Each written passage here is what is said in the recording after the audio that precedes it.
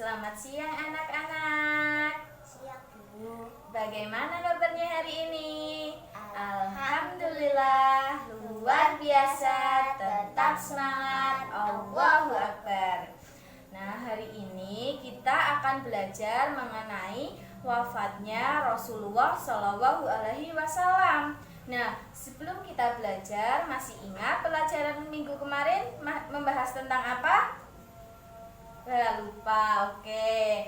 Minggu kemarin kan kita sudah membahas mengenai haji wada dan juga tanda-tanda wafatnya Rasulullah.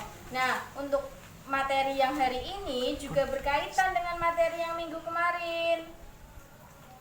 Nah, materi hari ini itu mengenai wafatnya Rasulullah. Nah, untuk menunjang kegiatan kita hari ini Ibu sediakan APE atau alat peraga edukatif. Nah, melalui APE ini nanti kalian bisa membayangkan bagaimana kondisi pada saat akan wafatnya Rasulullah itu seperti apa melalui APE yang udah Ibu sediakan ini.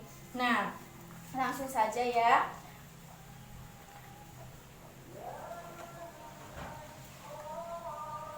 Pada tahun 10 Hijriah, Rasulullah Shallallahu Alaihi Wasallam menunaikan haji yang dikenal dengan haji wada. Haji yang terakhir dilakukan oleh Rasulullah ini diikuti oleh 100.000 kaum muslimin. Nah, 3 bulan setelah melakukan haji wada, Rasulullah Shallallahu Alaihi Wasallam sakit demam. Beliau sakit selama 14 hari.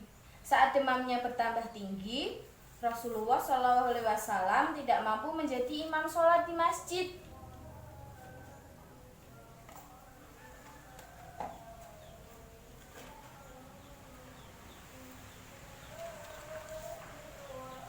Tiga kali beliau hendak melakukan menjadi imam sholat di masjid, namun Rasulullah pingsan.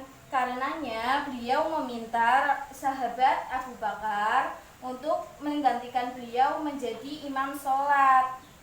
Pada suatu hari, Rasulullah Shallallahu Alaihi Wasallam mengetahui bahwa kaum muslimin berkumpul di masjid, mencemaskan dan berduka atas sakitnya beliau. Dengan dipapa sahabat Abbas dan Ali bin Abi Thalib, Nabi menemui mereka. Nabi duduk di atas mimbar anak tangga yang pertama, lalu beliau berpidato, "Wahai manusia, saya mendengar bahwa kalian semua cemas apabila nabimu meninggal dunia. Pernahkah ada seorang nabi yang akan dapat hidup selama-lamanya? Saya akan menemui Tuhan dan kamu sekalian akan menyusulku." Begitu kata Rasulullah. Kemudian Nabi mempercayakan kaum Ansor kepada kaum Muhajirin dan juga sebaliknya. Nabi menyerahkan kaum Muhajirin kepada kaum Ansor. Ini adalah pesan menjaga persaudaraan dan persatuan di antara para sahabat. Menjelang akhir hayatnya, Rasulullah SAW berwasiat agar berpegang teguh kepada Al-Quran dan hadis. Beliau kemudian mengucapkan, "Umatku, umatku, umatku, as-soleh, as-soleh, as-soleh." Ini menunjukkan cintanya Rasulullah kepada umatnya.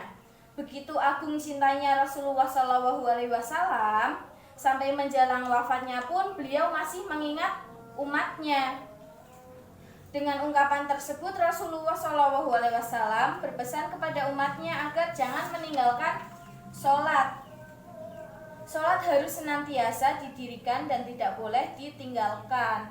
Sholat sangat penting bagi umat Islam karena menjadi tiang agama. Tanggung jawab umat Islam adalah berpegang teguh melaksanakan sholat yang merupakan pesan Rasulullah SAW. Pada hari Senin, ketika kaum muslimin sedang melaksanakan sholat subuh, sementara sahabat Abu Bakar sedang mengimami mereka, Nabi SAW tidak menemui mereka, tetapi hanya menyingkap tabir kamar Aisyah dan memperhatikan mereka yang berada di saf-saf sholat Kemudian beliau tersenyum. Nabi Muhammadnya itu tersenyum melihat umat-umatnya sedang melaksanakan sholat yang diimami oleh Abu Bakar As-Siddiq. Nah, sahabat Abu Bakar mundur, hendak berdiri di shaf karena dia mengira Rasulullah itu hendak keluar dan akan mengimami umatnya itu. Namun beliau memberikan isyarat dengan tangan beliau. Jadi Nabi Muhammad itu memberikan isyarat dengan tangannya untuk melanjutkan sholat. Kemudian beliau masuk kamar dan menurunkan takbir. Akhirnya dengan mengucap kalimat tauhid seraya berdoa agar mendapat ampunan dari Allah, Rasulullah pun wafat pada hari Senin tanggal 12 Rabiul Awal tahun 11 Hijriah dalam usia 63 tahun. Wafatnya Rasulullah ini sangat mengagetkan para sahabat. Meskipun mereka sudah diberi nasihat Rasul bahwa akan ada kematian, namun para sahabat tetap kaget dan sangat sedih. Sahabat Umar yang terkenal sebagai pahlawan yang gagah berani juga merasakan hal yang sama. Beliau hampir tidak percaya apabila Nabi telah tiada. Begitu juga dengan sahabat-sahabat yang lain, mereka merasakan hal yang sama. Namun Abu Bakar sangat bijaksana dan arif. Di tengah-tengah kesedihan dan perasaan yang serba panik dan kalut, dipenuhi rasa tidak percaya, Abu Bakar berpidato kepada umatnya Nabi Muhammad. Isi pidatonya seperti apa sih, Bu? Nah, isi pidatonya Abu Bakar itu, wahai manusia, barang siapa yang memuja Muhammad, Muhammad telah mati. Tetapi siapa yang memuji Allah Subhanahu wa Ta'ala, ia hidup selama-lamanya, tidak akan pernah mati. Mendengar pidato Abu Bakar yang tegas ini, sahabat Umar dan sahabat-sahabat Nabi yang lain menjadi sadar. Nah, seperti itu cerita mengenai wafatnya Rasulullah Shallallahu Alaihi Wasallam. Nah, dari cerita itu apa hikmah yang bisa kita pelajari? Nah, masih bingung? Oke, yang pertama itu ketika kita mendengar orang meninggal, kita itu harus mengucapkan kalimat innalillahi wa inna ilaihi rajiun. Pinter. Nah, selain itu apa lagi?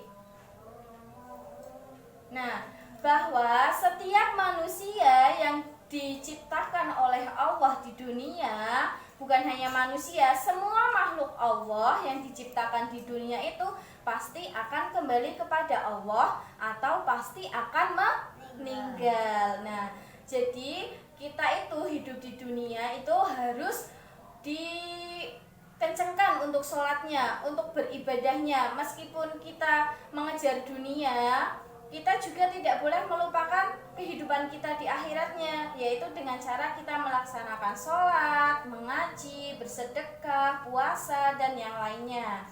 Nah, tadi di dalam ceritanya itu ada Nabi Muhammad sebelum meninggal itu mengucapkan kalimat tauhid. Kalimat tauhid gimana coba bunyinya? Tahu enggak? Enggak tahu. Oke. Kalimat tauhid itu kalian biasa membaca ketika setelah berdoa. Asyhadu alla ilaha illallah wa asyhadu anna muhammadar rasulullah. Nah, itu yang dinamakan kalimat tauhid. Kalian hanya taunya oh itu syahadat, Bu, gitu. Nah, syahadat sama tauhid itu sama. Bisa dipahami anak-anak?